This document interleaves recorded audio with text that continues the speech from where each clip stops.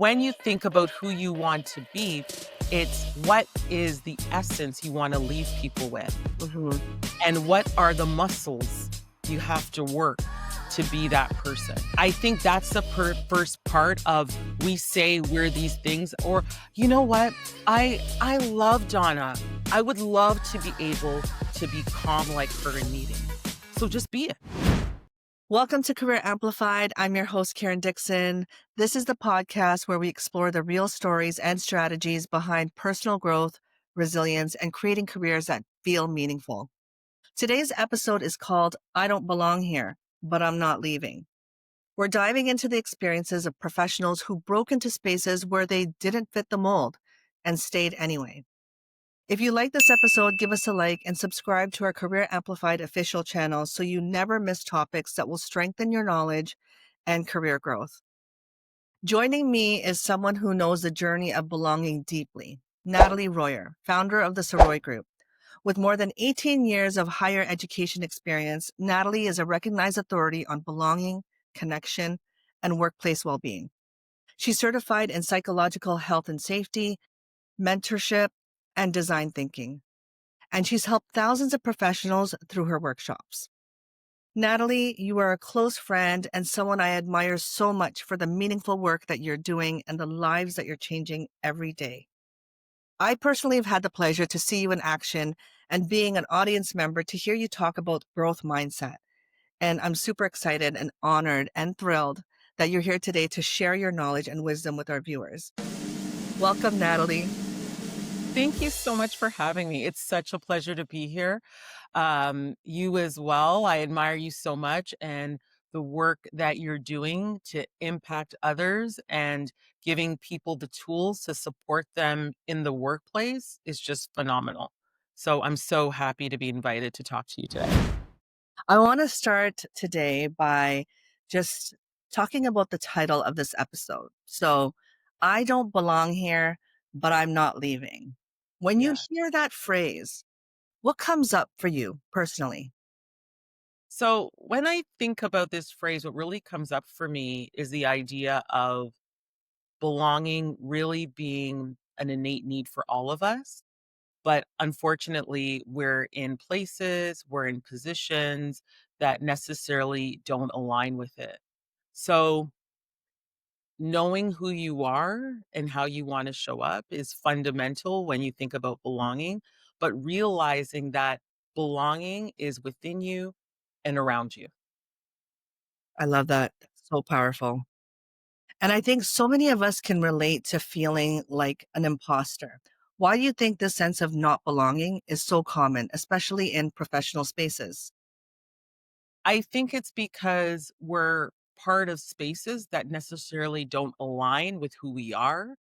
They don't align with our value system.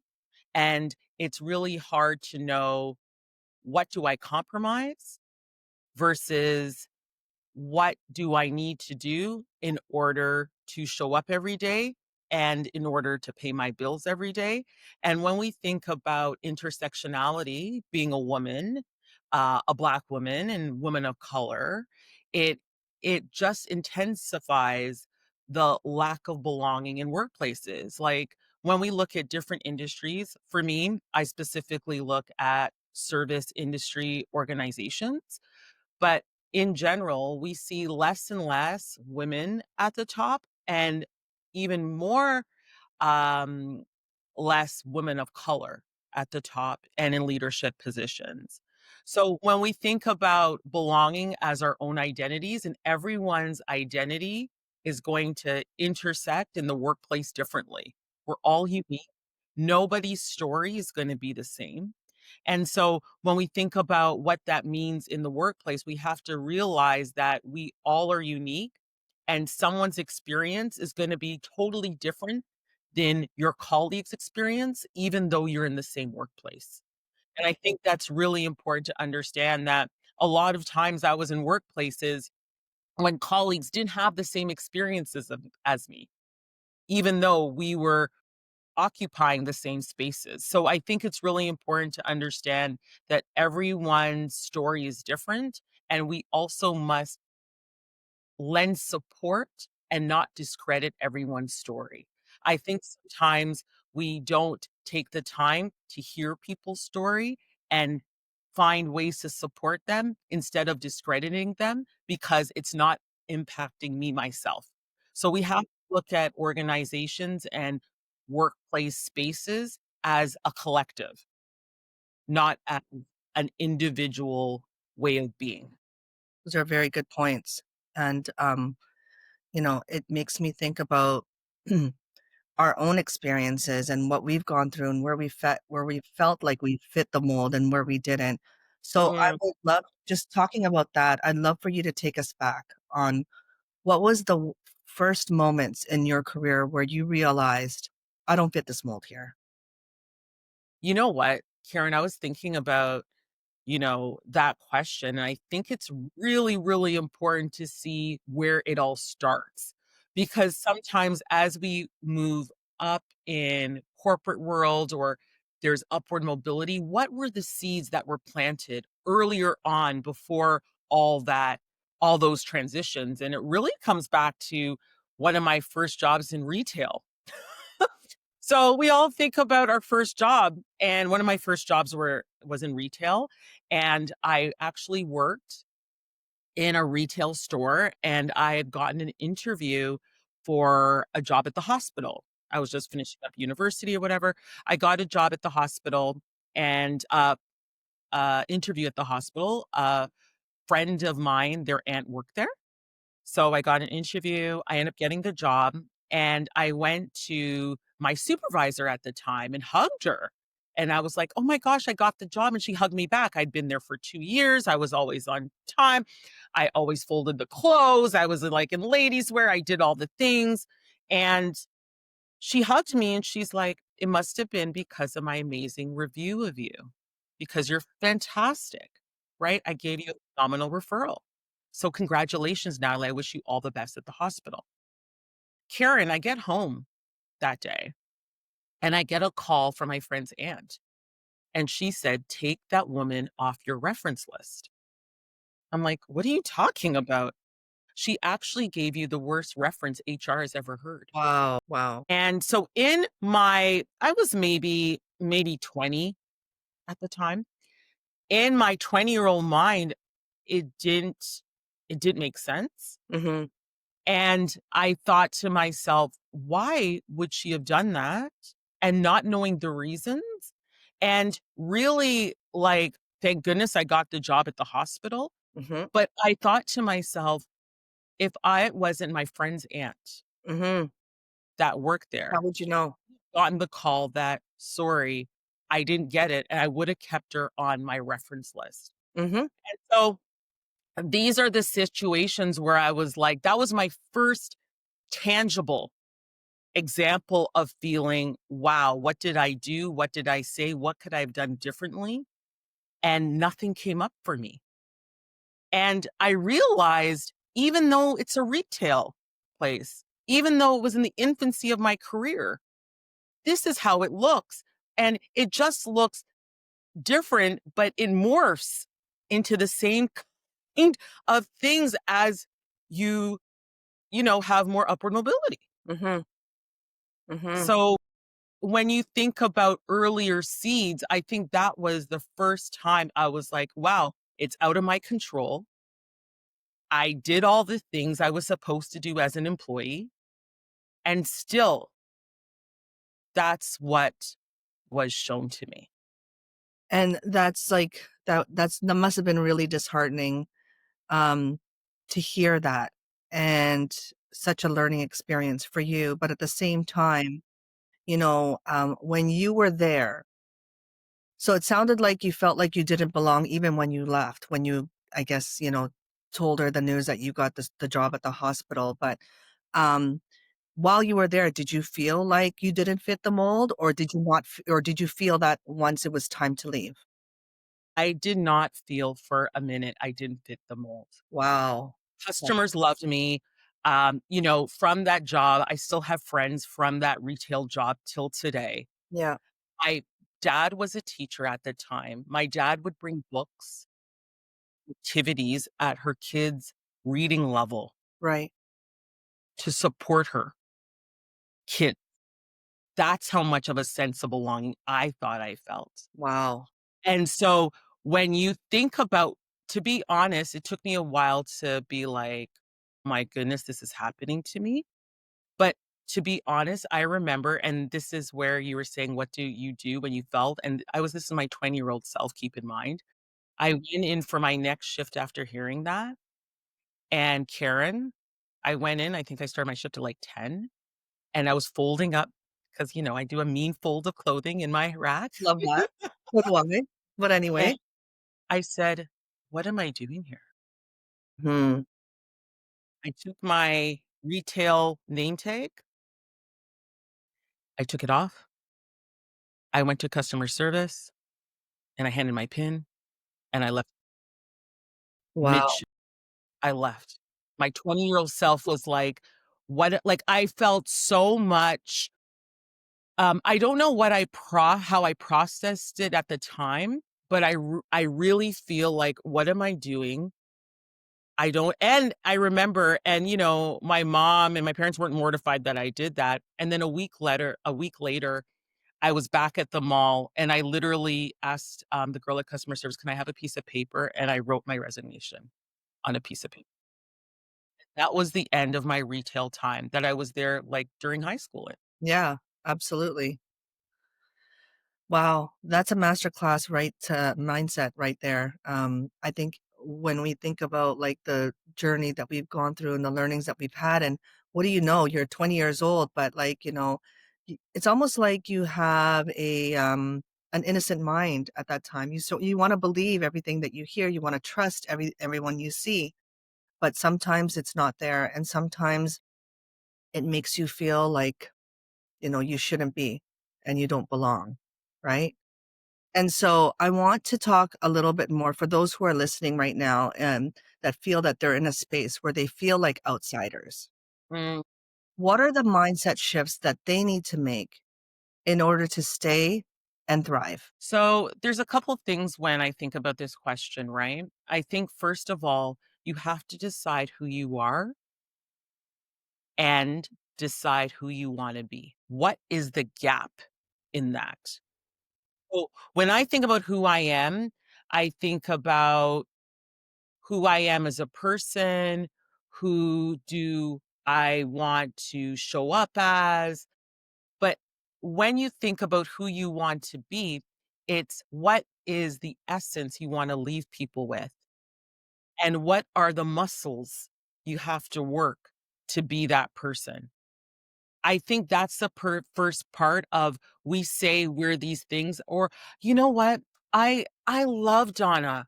I would love to be able to be calm like her in meetings. So just be it. Mhm, What are mhm, the workshops I need to take around communication? What are the books I need to read or the podcasts to sharpen those skills? And do it. mhm. I think we have to first understand that nothing is unreachable for us to be. I think about all the people I've met, the people at work, but people in places like the coffee shop. And I believe that you can take different elements from strangers all the time. This is why it's so important to not peg people on a scale like, "Oh my goodness, they're in a lower position," or "That person doesn't look like they have social capital." No, it's about seeing them in their full human. They bring something, find out what that thing is, and maybe it's something that can help you.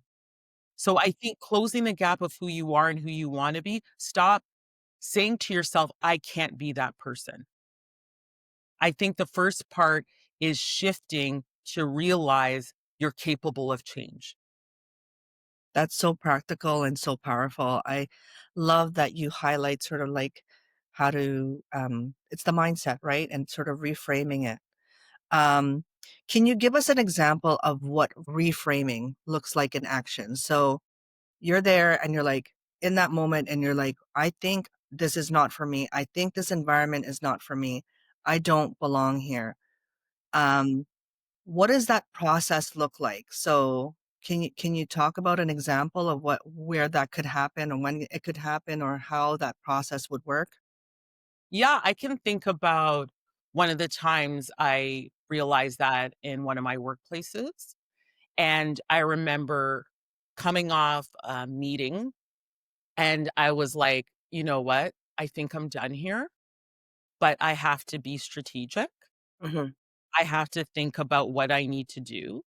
So at the time, I got my money right and planning it out monthly. If I'm leaving here, what do I need to do?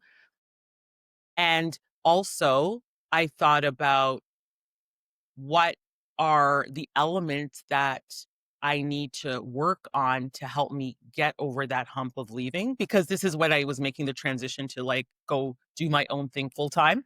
right, And what I needed was a coach, a mindset coach to help me. And so that reframing took time. It mm, doesn't happen overnight, 'kay, right?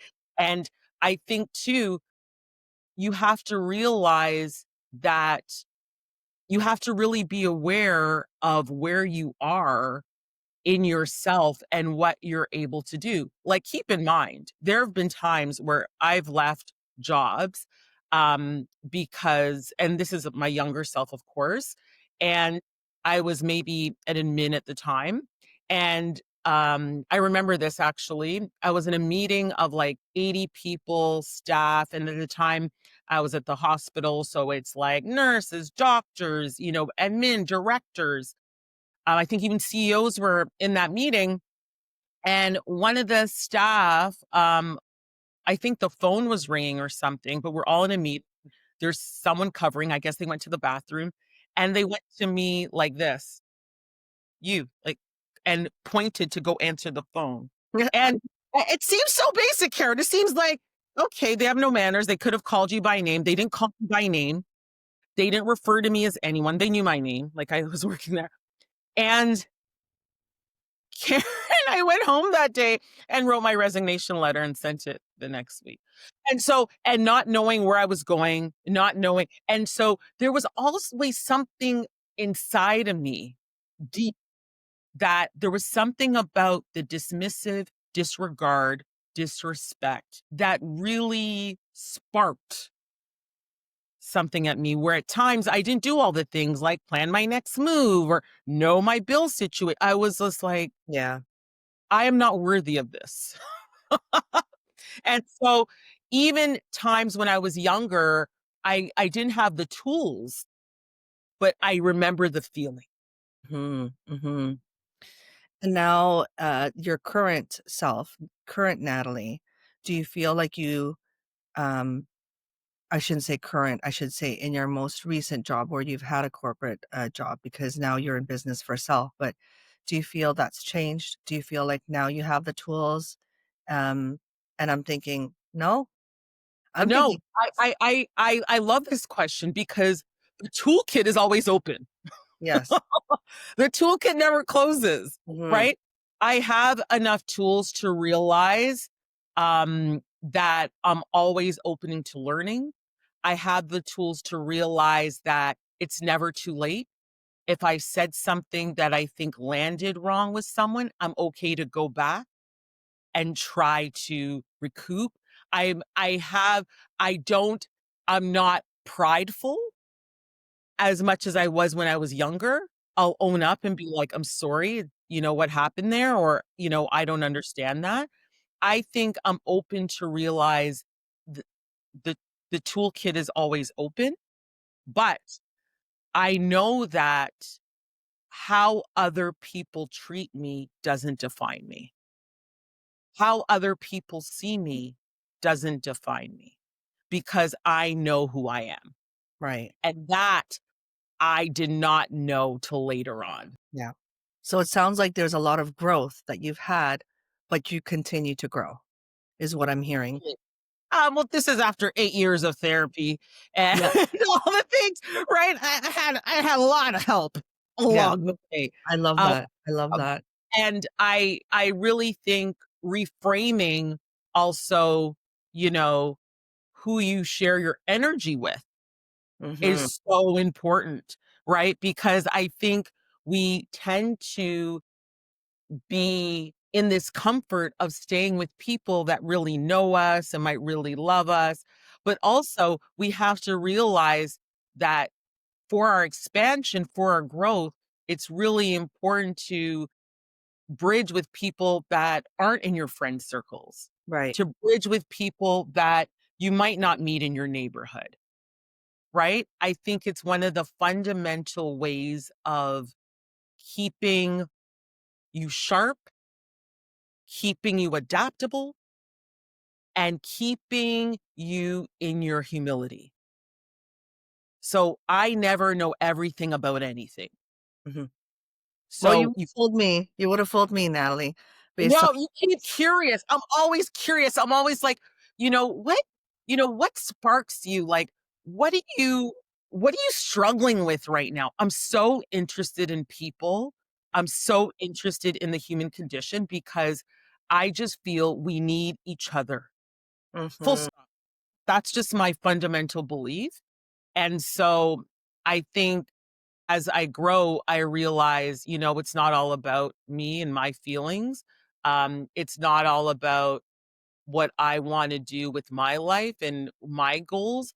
It's also supporting other people along the way and realizing when someone's not kind to you or someone others you in the workplace, it's realizing that what is happening to them to make them respond to you that way. But it's also important that you're not there to hold other people's trauma. That is not your role. And I think a lot of the time when you come from the idea of people pleasing, which I did for way too long, uh, I think you feel like you're obligated to hold other people's trauma, other people's stuff, and make them feel better. And so I think that shift too is realizing you only have capacity so much. You work 8 hours a day. You also have a life after. But what you can do is have the intention every day that I'm going to try to be the best version of myself today. That's all I got. Yeah, That's I all I love got. that is so powerful, and I often have to check myself whenever come down to the path, like, down that path of being, overly sensitive to someone's feelings. I have friends that are empaths for example, and they are constantly asking people around them, "How are you feeling? Are you upset? Can I help?" That happens too.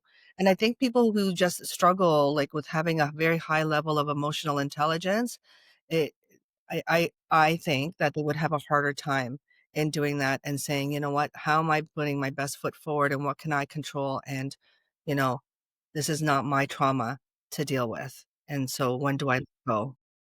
Totally. And how can I support?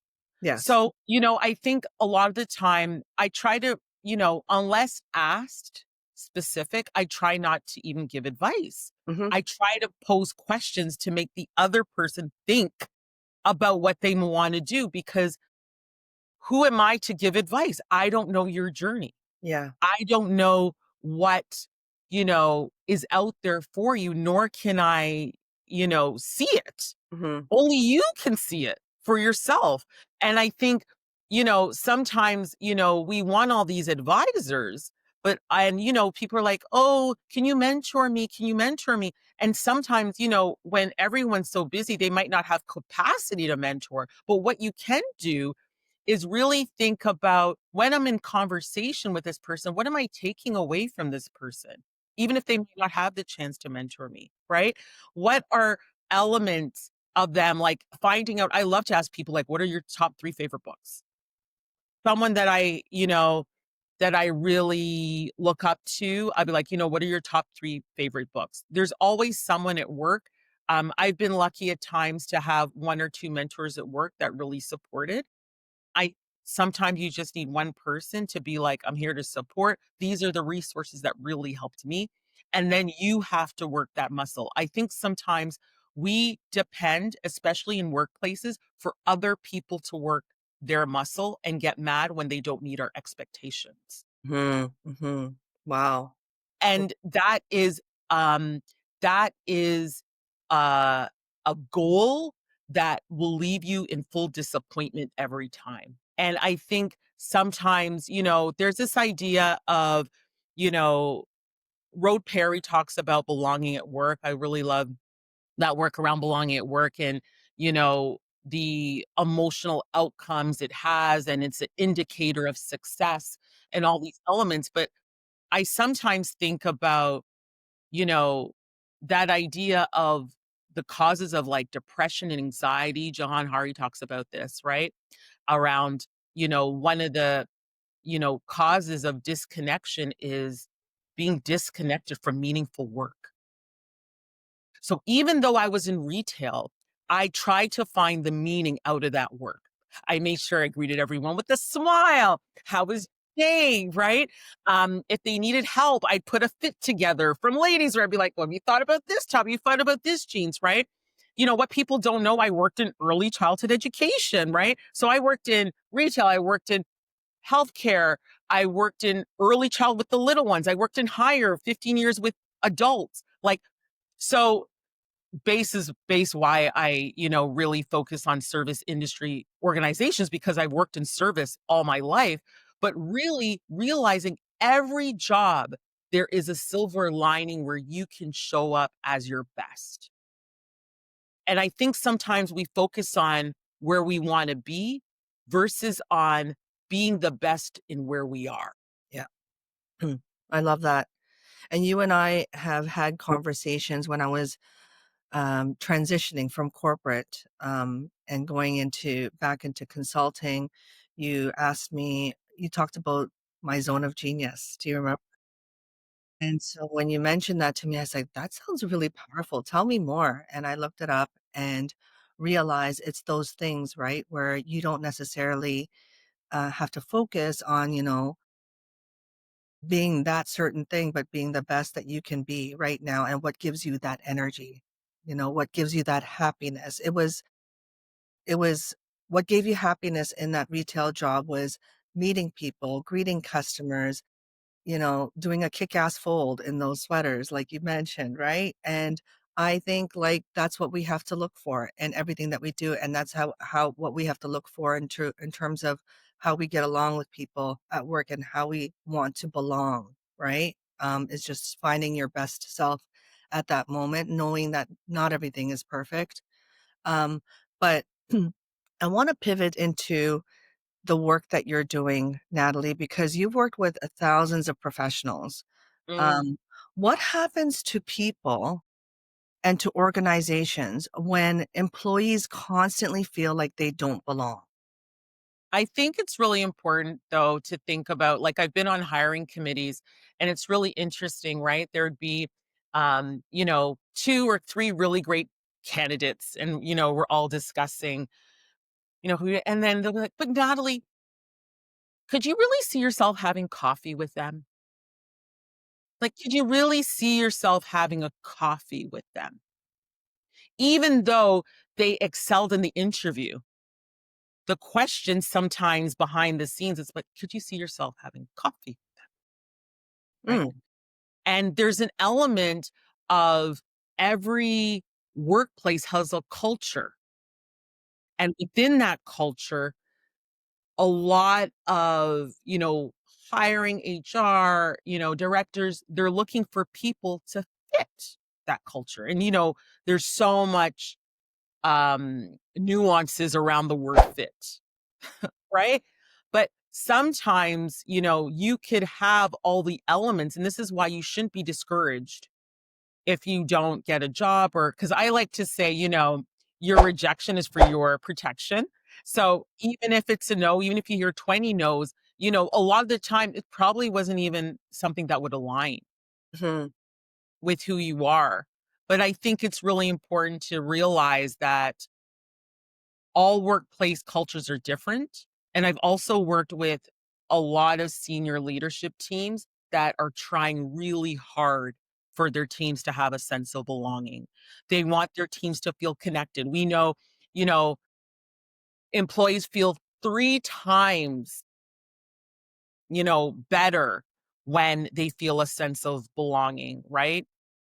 Like, I think belonging is one of those elements that people wanna feel they're part of something bigger than them and feeling that they can actually contribute their talents and for it being seen. So when we think about one of the pillars of belong, we think about recognition.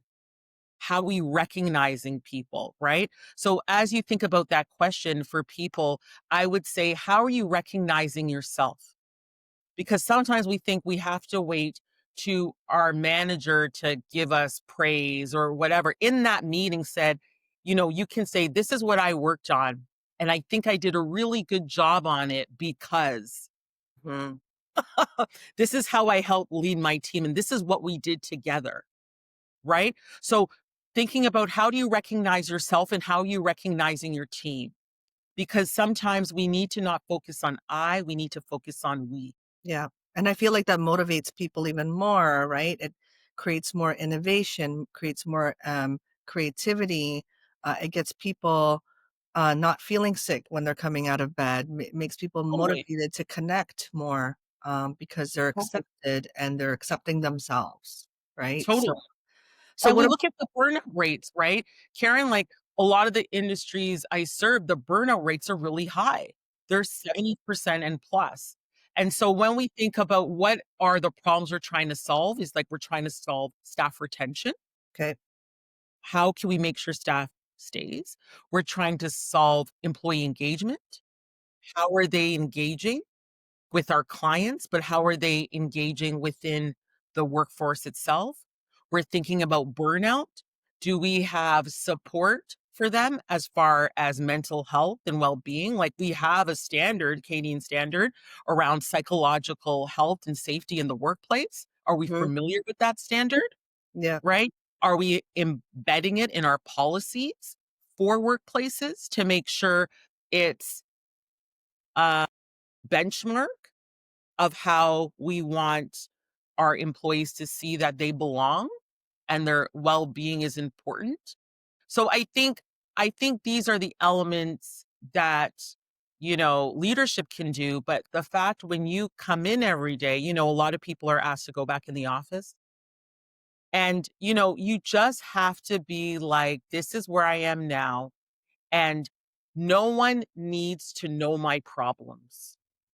You know, Karen, lots of times I would have lots of problems at work, yeah, but that's not what I'm being paid for to tell people my problems. yeah. And that's the hard Right? thing for people to sometimes separate for To- sure. Because totally. And sometimes I we see our and colleagues more than we see our own families, so they tend to blur that line from home to work. and I think too, like, show up as your authentic self. Yes, no.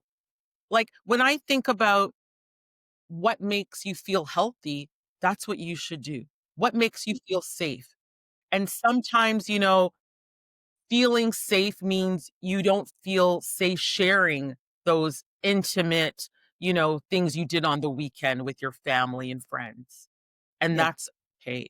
yeah, So I think sometimes we have this ideology that someone oversharing means that they're kind, they're nice in the workplace, and people feel that they have to conform to that to feel accepted. And if you don't, people might think you're standoffish or, you think you're better than everybody else or or you're whatever hiding narrative. something.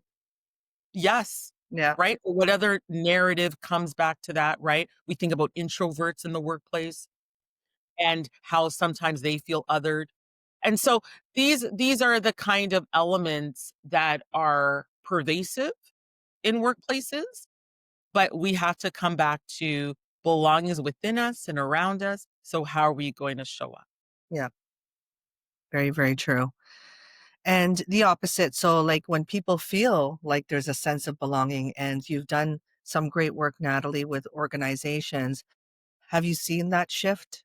And what does that shift look like? It looks like managers sending me amazing emails to say, "I've seen our team have better staff dynamics."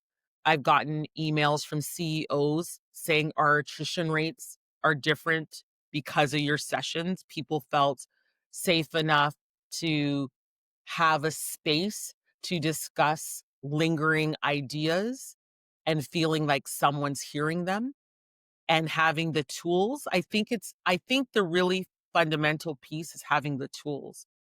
What are the tools for connection? What are the tools for well-being? And the overarching outcome, I think, for everyone is belonging, isn't it? It is. Right? It is. I It isn't think just it a is. feel-good conversation. It's, real impact on the person and real impact on the business, Yeah. Like, right?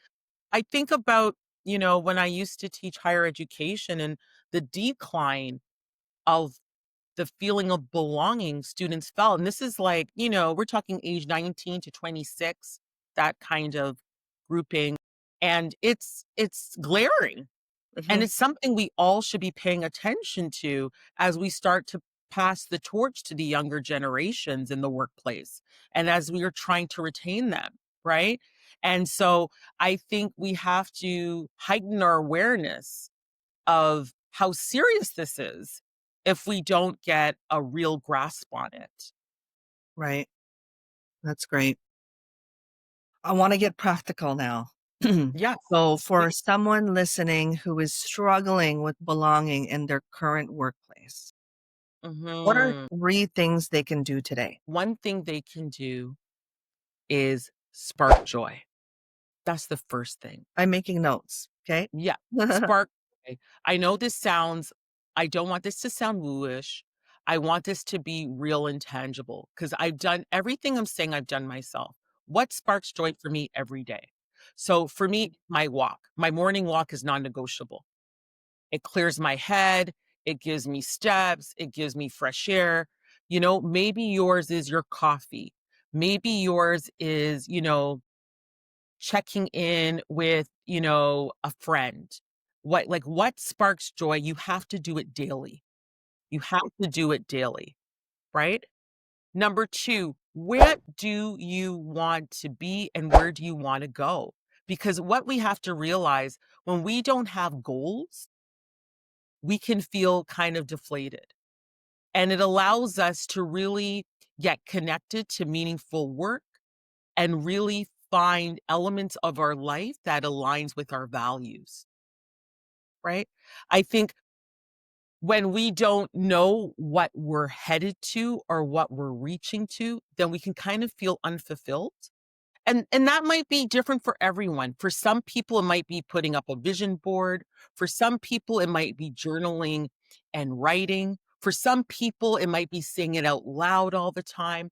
It's different for every and it's, um, something that you can't tell people how to do it.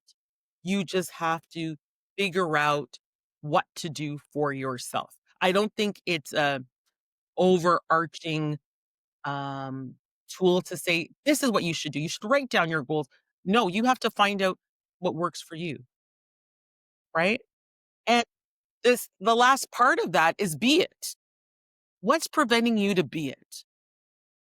I think when we go in workplaces, we sometimes expect the environment should shift for us and not realizing the environment is gonna do what the environment does. We are the only people that have control over shifting. No one's gonna shift for us, right? So if we're deciding to be it, what does that mean with creating boundaries, right? Nedra Tawwab talks about this in, all her books around boundaries. I love her stuff around boundaries. It's really helped me. And so what are ways to create boundaries that I need to keep myself safe and healthy, even though I might be in an environment that doesn't illustrate that? Because we have to realize sometimes we think, I remember I'm thinking this, oh, I'm going to go to this institution. I'm going to go to this company because people say it's better. And then you're like, no, it, it almost seems the same. It's just in a different while. Mhm. And sometimes you realize, like, I can't change my melanin, so my experience might be the same even though I'm jumping to company to company. Yeah. Yeah. So, to be honest, I'm the one that has to change my mindset. I'm the one that has to like, change the way I show up, and I'm the one that has to take full accountability of that, nobody else. So, I have to be the one that sets clear boundaries. I'm gonna have to be the one that puts myself forward. Like, I'm gonna have to take responsibility of all that. The company might just not do that for me. Absolutely. So I took away spark joy. What do you want to be and be it? Those are Yeah, all and yeah, and I think the last piece is, for me, it's all about community. I think, a lot of us might be older and, it's kind of hard to make friends when you're older, right? It is. And, we tend to think, we have to find friends at work, but sometimes that's just not possible. attainable. Mhm. Yeah, it's just not, and sometimes you have to let go, like, I just might not find that community at work, but doesn't mean I shouldn't keep trying to find community.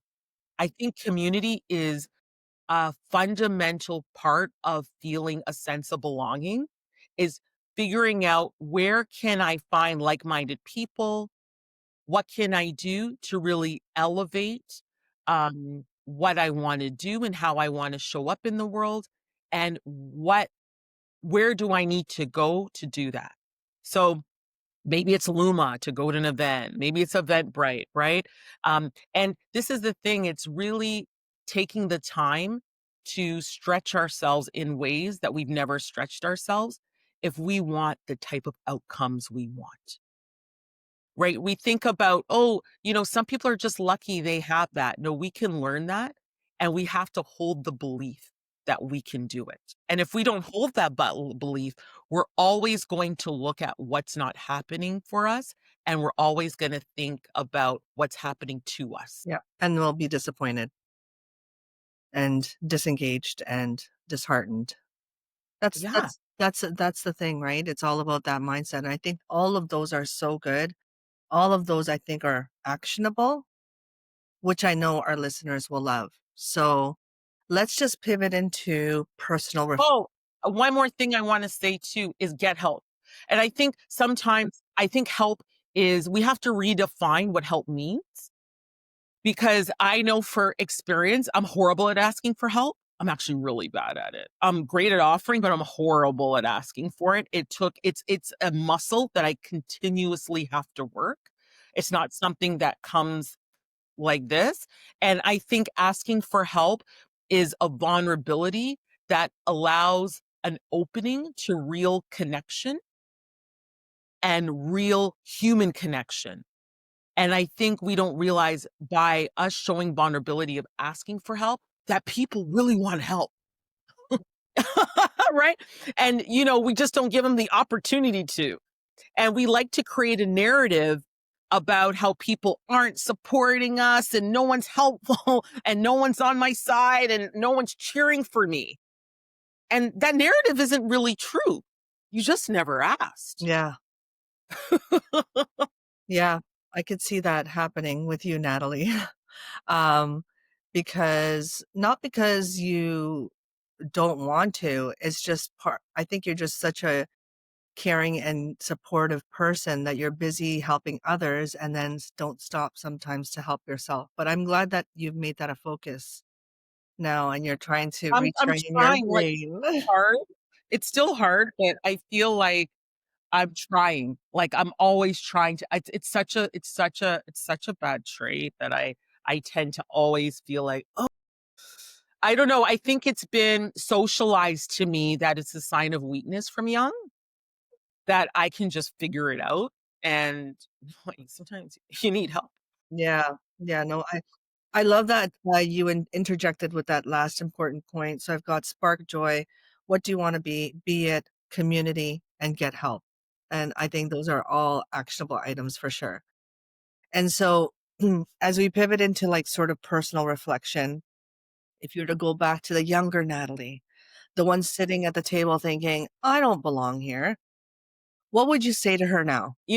I think about I don't belong here in so many ways. I think about being having um an office, sharing an office with a colleague and coming back to that office one day and all my stuff being switched because she just wanted where I was sitting and never asked for my consent. I had personal stuff on my desk and just switching my desk because she just wanted to sit where I wanted to sit.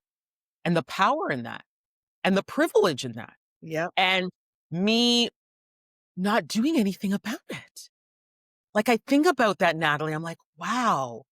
I was in shock, and I felt like, you know, I was so much into people pleasing, I didn't wanna say something, like, offensive, like, I think about that, Natalie, that showed up so many times in different workplaces because I didn't wanna seem confrontational. A lot of the time, I was the only Black woman in that space or had that full-time role, and I just didn't feel I had those alliances and the support from upper leadership. Totally. And so, it is that piece of knowing that you're not alone in that feeling, and how can you create a space for yourself where you have the strength to say, "I didn't like that. Mhm. That wasn't appropriate, and I would appreciate A, B, C, and D." So people know your line. And I think this is the part is that my line in the sand was never clear. Mhm. So when you don't tell people your worth, they will decide to dictate it in any way it serves them and suits them. That's so true. So, so true. I could think of that, how that would apply in so many different ways, both personally and professionally, for sure. Yeah. Like, Uh, you don't decide, people will decide for you every time. You have to make the decision to decide. Natalie, this has been such a rich conversation. And before we close, I'd love to do a quick fire round. Okay, perfect. Two rapid questions Okay, and just any answer that comes to mind. Are you okay. ready? Yeah, let's do it. Amazing. Okay. A book that changed the way you think about belonging. First, Belonging Without Othering, and that's by John A. Powell and Stephen Menidian. I believe everyone should read that book. It's phenomenal.